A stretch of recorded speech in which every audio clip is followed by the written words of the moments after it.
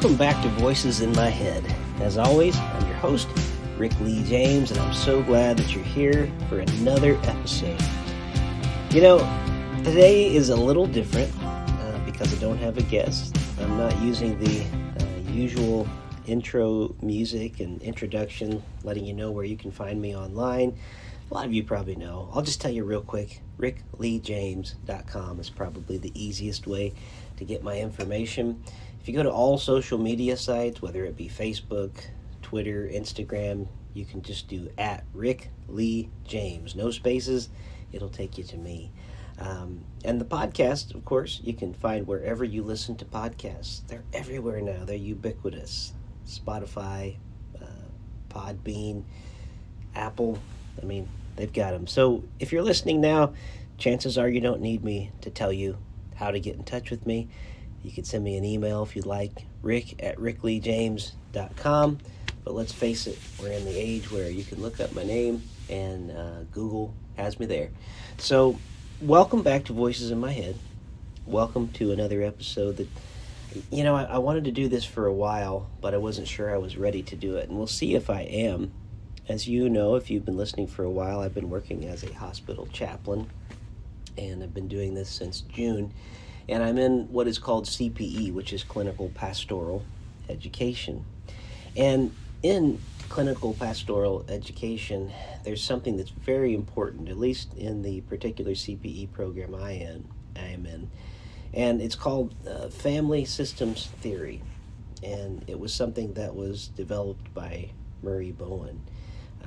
It really is something that is very important in the way that we think about interacting with each other. It has to do with the way that families and people carry their anxieties and the way that their anxieties bounce off of each other and how we react to each other. And I thought something that might be good is to actually help me and all of my listeners at the same time, possibly, maybe kind of go through family systems theory, which was developed by Bowen, and kind of talk about it on the podcast this week as its own episode, where I can kind of explain a little bit of what it means and the concepts, how they work.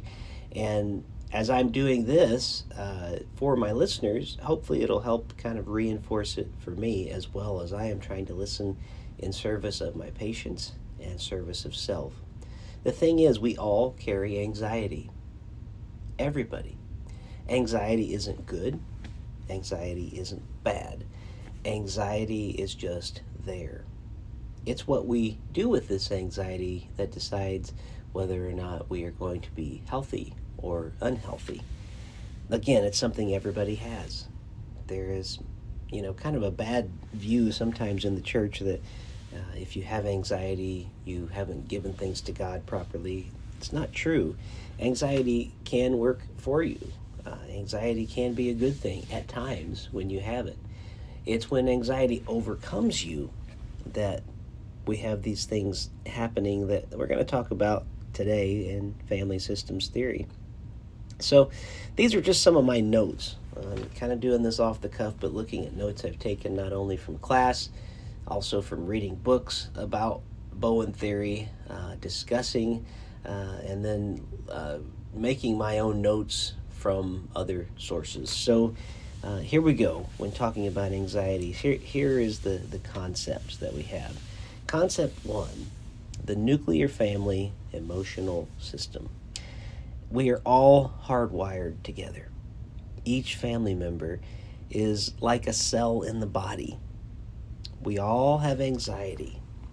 And I have anxiety because I have anxiety, I share it with other members of my family. I pass it on to them. Anxiety is not a disorder. Anxiety is the human response to change. It's primarily invisible. It's primarily unconscious. So it's something that you may or may not know is there. In families with marriage, the two become one, but the question is often asked, but which one will they become?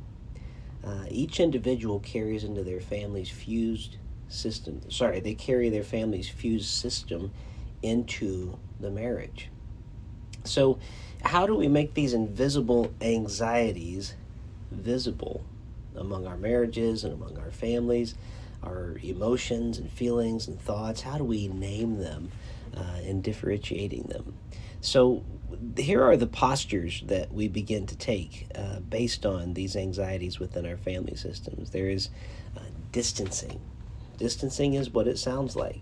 We react to the anxieties by staying away from people, even emotionally. It's not just a physical being in the same room or not in the same room. It's emotionally distancing ourselves as a protection mechanism. Next thing is conflict happens. It's a second posture. We react both physically and emotionally with conflict. Both distancing and conflict, by the way, they cut off communication and refuse intimacy. You may have seen this in your own life. Someone that you're distancing from, you're refusing intimacy with them, physically or emotionally. Overfunctioning, underfunctioning. These are two concepts that go together as the third posture. What I have learned about myself in CPE, just to confess, I am an overfunctioner. Overfunctioning is when I tell you what to think, when I tell you what to do and how to do it in some people. That doesn't tend to be what I do. Some people react that way in overfunctioning, and where there is overfunctioning, there is also underfunctioning, where people are letting others do things for them. This always happens. My version of overfunctioning personally is not that I tell you what to think or how to do it. My version of overfunctioning is I tend to overdo. If the paper is supposed to be 3 pages long, I write 9 pages. If I'm supposed to work out and it says I need to do 3 miles today, I do 7. If I'm supposed to have a song in by a certain deadline for a publisher, I have 30 days to do it. I do it in the first day. Things like that is overfunctioning. And what happens is underfunctioning is a result on behalf of other people anytime we overfunction. So underfunctioning, we will likely never change, by the way, by people telling us what to do and what to believe. We change when we have ideas to consider, positions to evaluate, and concepts to explore, things to explore for ourselves. So a good example of overfunctioning is what we often do in church and in families. We tell someone what to believe. We tell them how to think. We don't give them room to think in any other ways, and our overfunctioning in churches will lead to underfunctioning in people because people do not respond well to being told what to believe. Moses goes up the mountain to get the commandments. He does all the work while the people below fall into laziness and orgies of idol worship. This is a great example in Scripture of overfunctioning and underfunctioning. Pastors who will hide away in their study doing a lot of reading is underfunctioning by being distanced, not staying in contact with the whole system. That's just one way they can do it. So these are big concepts, and I hope I'm not going too fast, but that's kind of what we do oftentimes. We overfunction, causing underfunctioning in others. I tend to overfunction because I have this myth of a loner. I tend to overfunction so that people won't get too close to me, so that they won't have to do the job, so they won't get near to me, or so I don't want someone to come close to me because I don't want to get hurt again. This is something I'm learning about myself, just being confessional here on the show tonight. I'm going to move on to the next posture, rather. This is the fourth. We've had distancing, we've had conflict, we've had overfunctioning, underfunctioning, and then we have triangles. And triangles is probably the most interesting posture that we can take in the emotional family systems. When triangles happen, it does happen in our churches, and it happens in our families. Two people in a church getting together to worry about the actions of one of the pastors. This is triangle. The third person is where the worry is focused, and that person suffers for it. Two people have a concern, have a conflict going on, so they try to bring a third person into the party to alleviate the anxiety. Let's say there was something going on in your work. We'll not get family just yet. We'll talk about work. So instead of going to the person that the problem is going on with, let's say that there's two people butting heads or just not seeing eye to eye at work. Rather than try to work it out with that person, they may try to bring a third party in. Let's go to the boss. Or one person will just go to the boss and make this third triangle and tell the boss everything that's going on with this other person and why they're so bad and what they're doing is wrong. And they're hoping to bring that person into the triangle. Well, self-awareness and self-differentiated people will learn that's what's going on, and they won't allow themselves to be pulled into that triangle. And they might say, you know what, here's what you're telling me, and I think you need to go back and talk to that person. I'm going to be an objective observer. We do this in families too. Parents will do it. Sometimes they will expect their children to become the parents. They may go to maybe husband and wife are having a hard time, so they turn to the child. One of them does, and it can work in ways where, like, that child has to carry anxiety that the parent is carrying, which is not the way it's supposed to work, but sometimes we do it not realizing it. Sometimes we do it in ways that harm the child. You are just like your father. Things like that, which it's not a good posture for us to be in, but those triangles do happen. So what we learn through this family systems theory is that we have to disrupt the pattern. And disrupting the pattern will give us other postures than just these simple fours, and four that we have. And you don't just stop one day, by the way, with these patterns I'm talking about. When you see the pattern, you begin to start to do the opposite. When you see yourself distancing, you learn to get back in. When there's conflict, you try to look at the source of the conflict. When there's overfunctioning and underfunctioning, you have to look at, how do I stop overfunctioning, or how do I stop underfunctioning? How do I get back in? When there's triangles, we try to cut out the third person in the triangle, and you know, sometimes, by the way, it can be a movie or something. I mean, you can turn the conversation somewhere else that's not the two of you. But it happens. So when relationships aren't going well, that's what we do. Concept 2 is differentiation of self. The first concept was the nuclear family emotional system, and that shows up in churches, as we talked about. Concept number 2 is differentiation of self. Most people are not very differentiated, not very high on the differentiation scale. If it goes from 1 to 100, 100 being the most differentiated and 1 being the least differentiated, even the most differentiated people are not 100.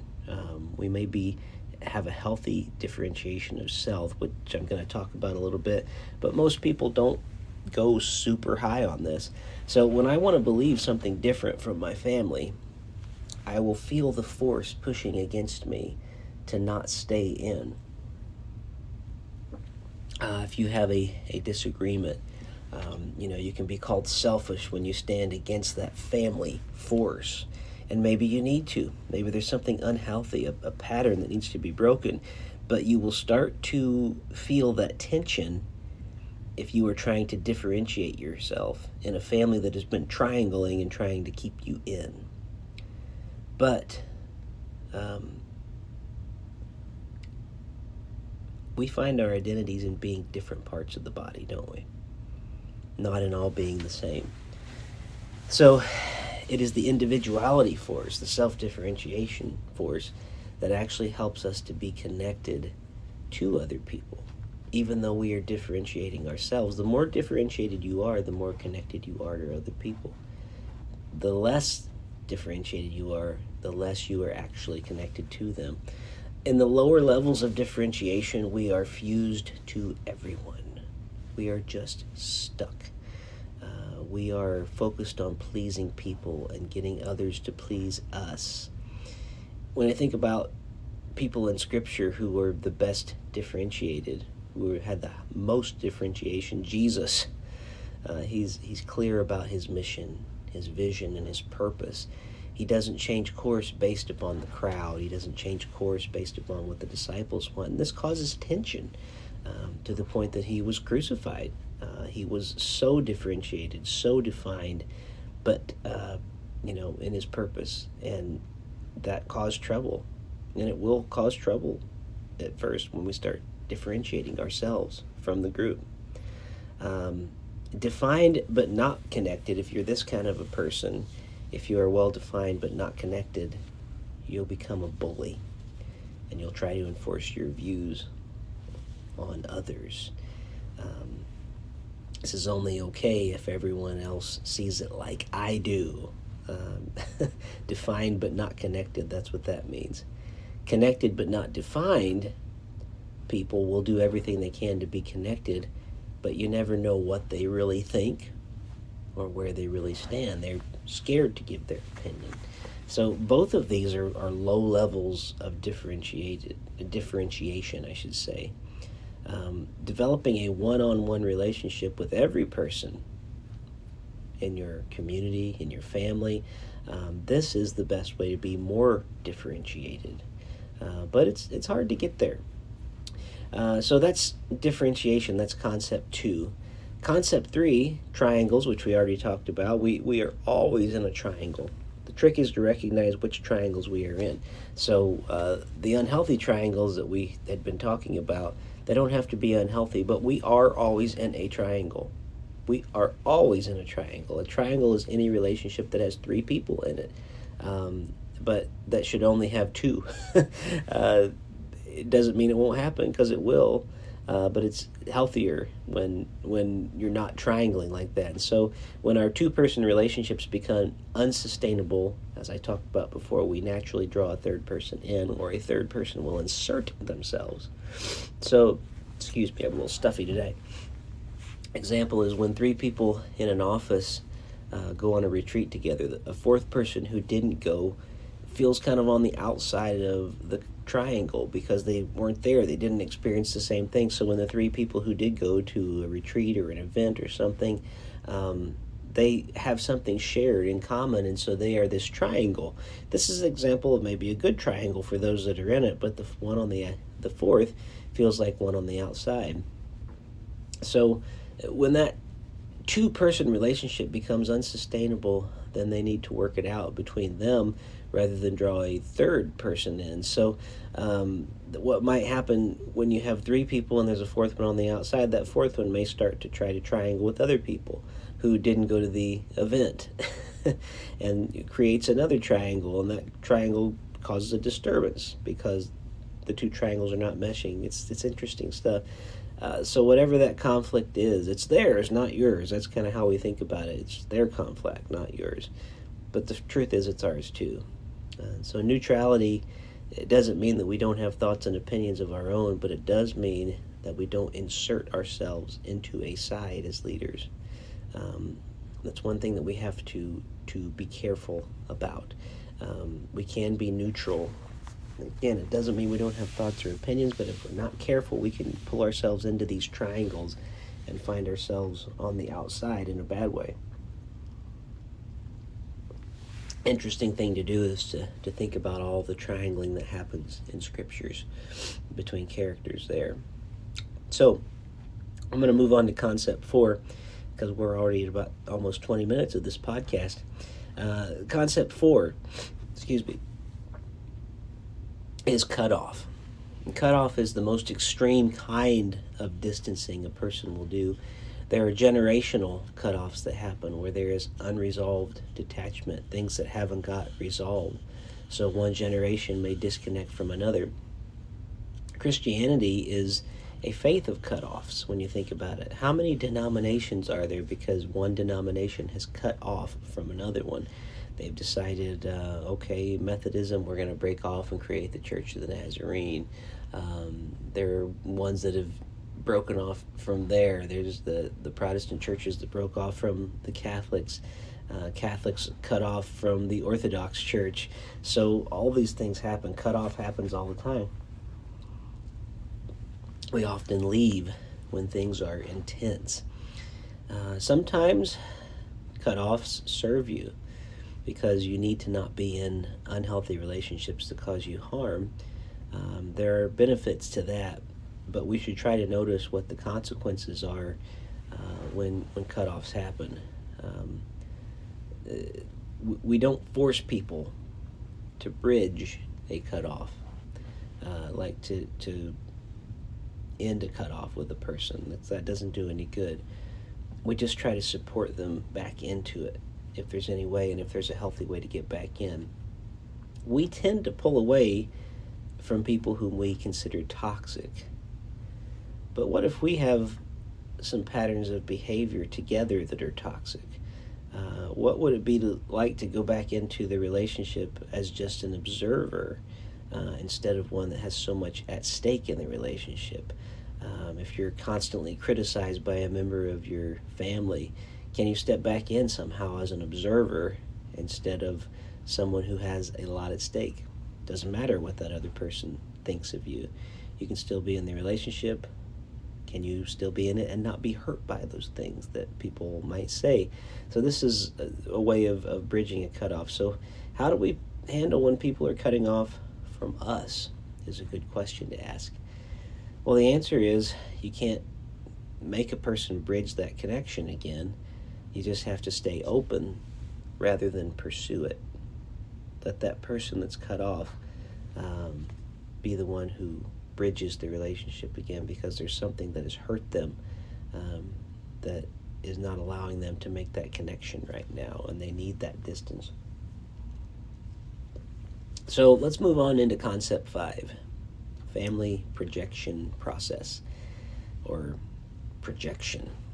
That's something we're probably familiar with. In a family of, let's say, multiple children, one child will get the focus of the anxiety of the mother and father, but the other children don't necessarily. When a parent or parents are focused on one child, they focus on a different child to different degrees. This is an automatic reflex. It's not something intentional that people do. Again, none of these things are intentional that are done. These are all things that are just happening underneath the surface that we don't even realize sometimes. So, children will tend to play different roles based upon what they sense from the anxiety of the parents.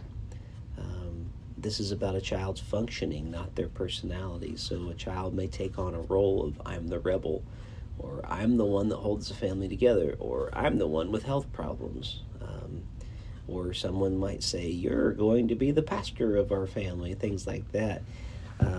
They may pick up these signals that they need to be this for the parent. This shows up in leadership organizations when a pastor may be focusing on specific people or ministries and neglect other ones. Different people often receive the anxious focus of ministers, while children receive the anxious focus of their parents at times. We and the people in our churches and our businesses, places we go to work, will often repeat family patterns with people in the church.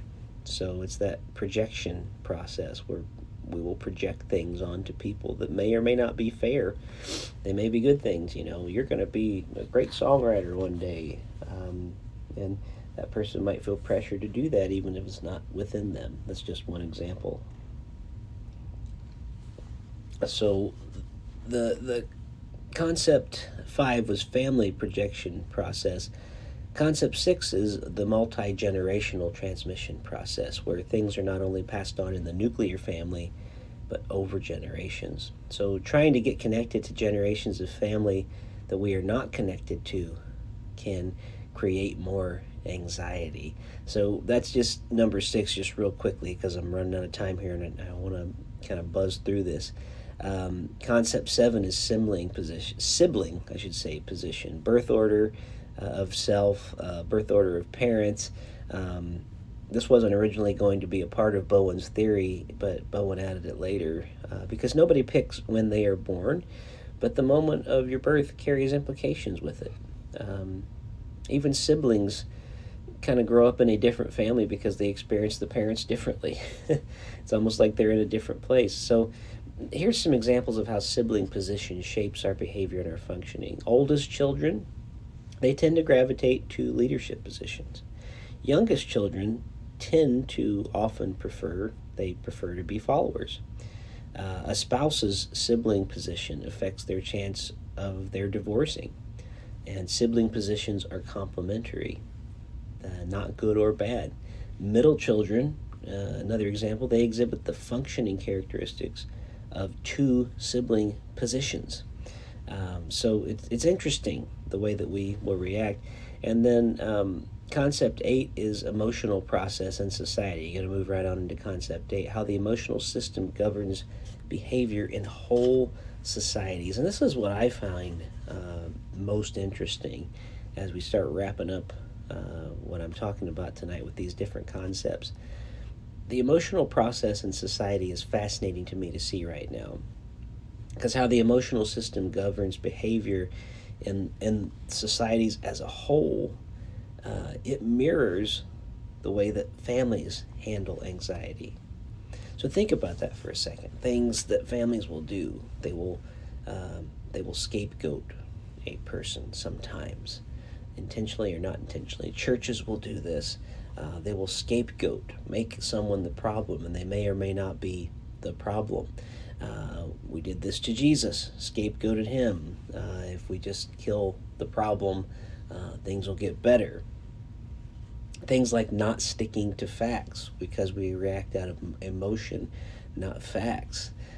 So the systems of societal regression include a growth of crime and violence, an increasing divorce rate.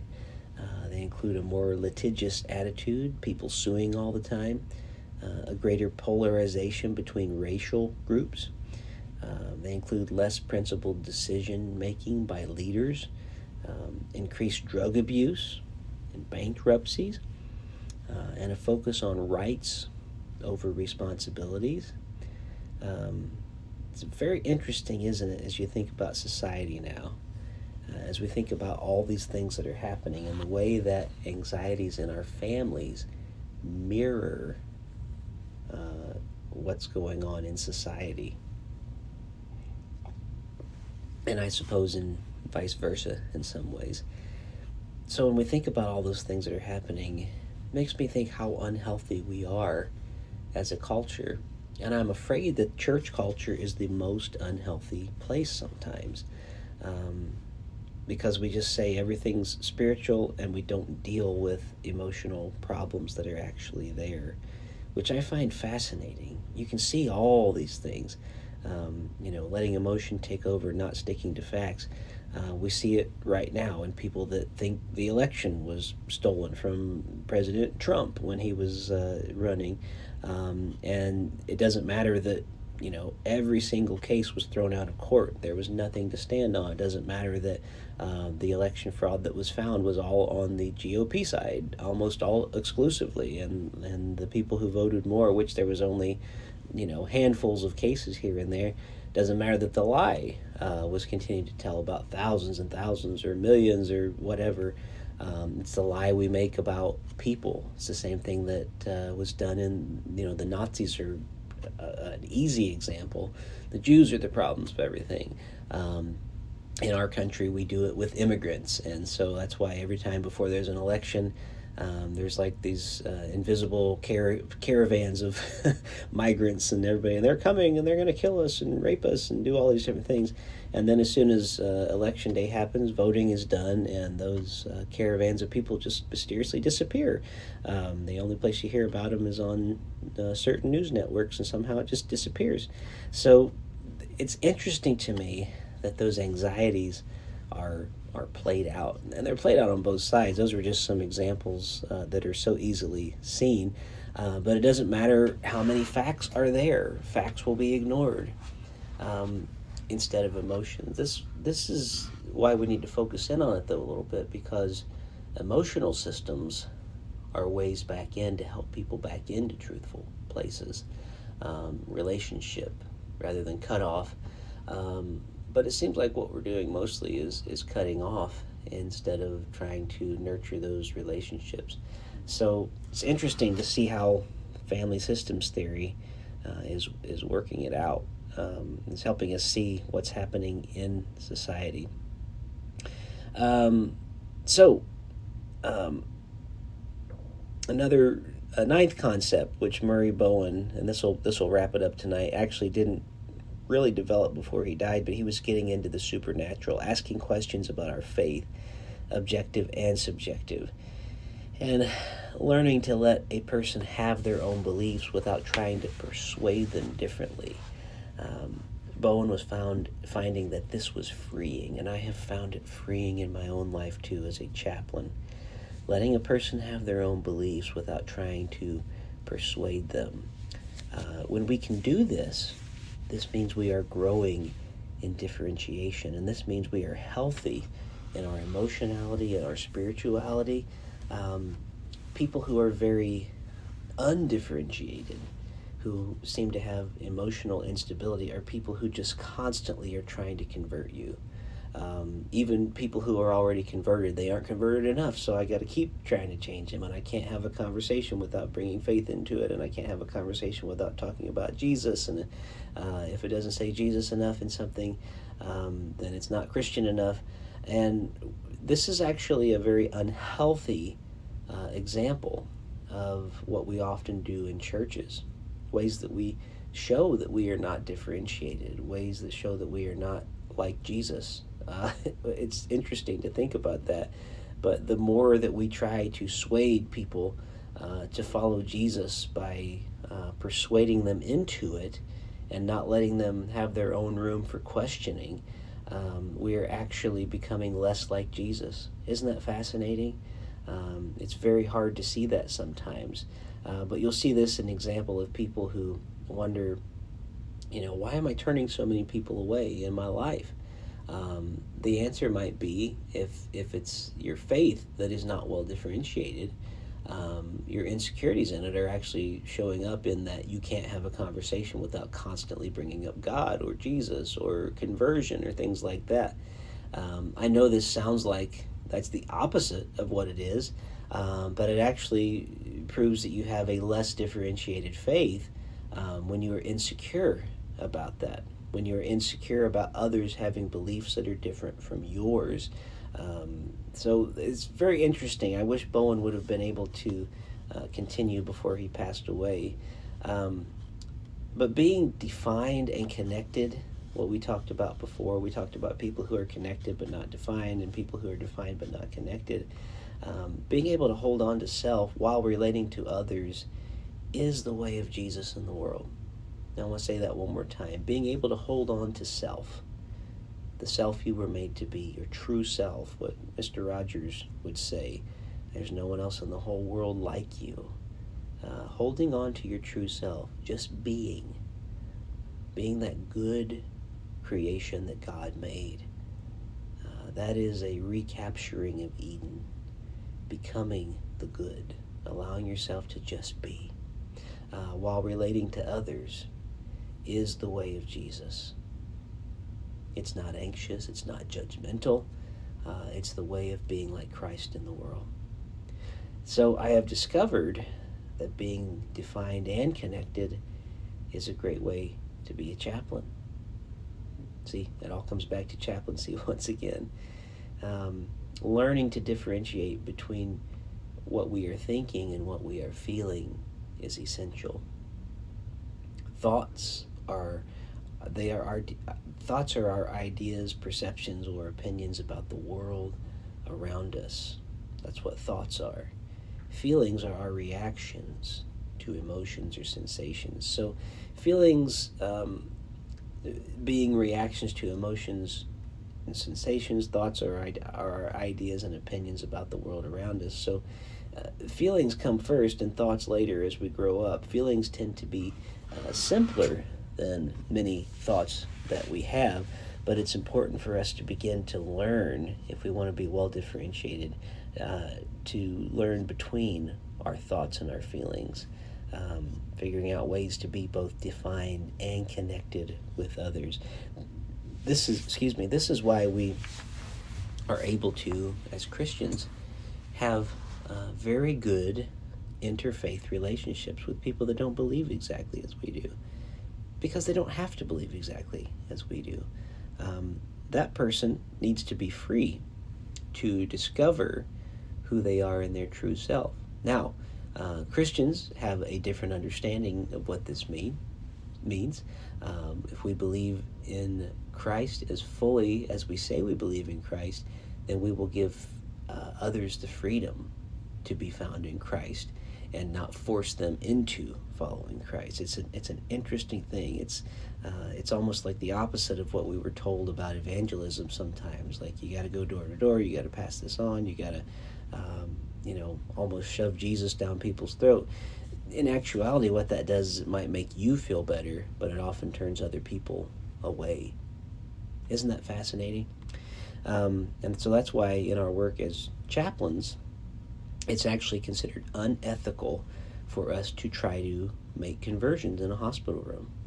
What we are there to do is to witness others, not to witness to others. We are to help them find a way to be heard and to be seen and to be listened to. It's amazing how much people just want to be heard, and how seeing them, which, by the way, if you look up the Great Commission in the Greek, when it talks about being witnesses to all the world, it's very ambiguous in the Greek whether it's saying witness to them or being witnesses of them. Because Jesus would come in and just start asking questions, and those questions would lead people to begin thinking in new ways. Well, that's what chaplaincy is. I don't come in and give people answers. I don't tell them how to think. I listen. I ask questions. I try to probe where they are. And you know what? It is amazing to me how God just seems to show up again and again.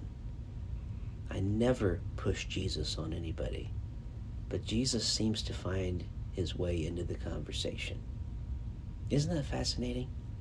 The better differentiated we are, the more defined and connected we are. It's a great way to be a chaplain, I think. Well, I've talked longer than I should have. I hope this hasn't bored you to death. This was almost, for me, though, just a way to help reinforce in my mind what I'm studying and what I'm learning. If it was a help to you, that's fine. If it wasn't, don't go back and listen to this one again. But I hope it was something that was beneficial to you. I want to thank you for listening. I'm in a very busy time in life right now. I'm in the midst of not only 40 hours a week as a chaplain, but also doing work at church, being a husband, being a dad, while also still doing some traveling and leading retreats, doing concerts, things like that. So there I am, over-functioning, and I realize I am, but I'm trying to find ways to do less so that I can have more Sabbath. I am seeing this about myself. I'm seeing my over-functioning, and I am seeing that it is freeing to begin to work on ways to get out of it, to be able to find times of Sabbath. So much love to you. I'm actually at the hospital right now on a 24-hour shift. I had a few minutes, which thankfully the pager did not go off. It's been a busy day. I'm on about hour 13 of 24 right now.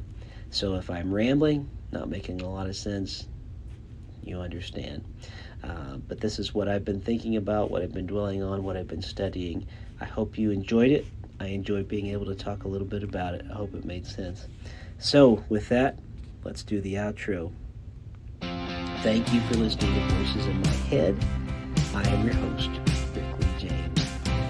I want to leave you this week with a thought, and I want to recommend, by the way, that you go, if you want another podcast to listen to that has interviews, go to my other podcast, Welcome to the Neighborhood, a Mr. Rogers Tribute podcast. Had a great interview this week with Dave and JJ Heller, both wonderful songwriters, and JJ is a fellow musician who has also songs in consideration for the Grammy Awards right now. First round voting is happening, and so it's wonderful to know some of the people this time who are having their work being considered through Grammys, and it's a good conversation. So that's the one that we just recorded. And it looks like I'll be having some other people connected with the Mr. Rogers Radio and Television Show on that other podcast very soon. So if I miss a week here or there, like I did last week with Voices in My Head, don't fret, I'll be back. It's just I'm trying to learn to be less of an overfunctioner. So thanks for listening this week. God bless you.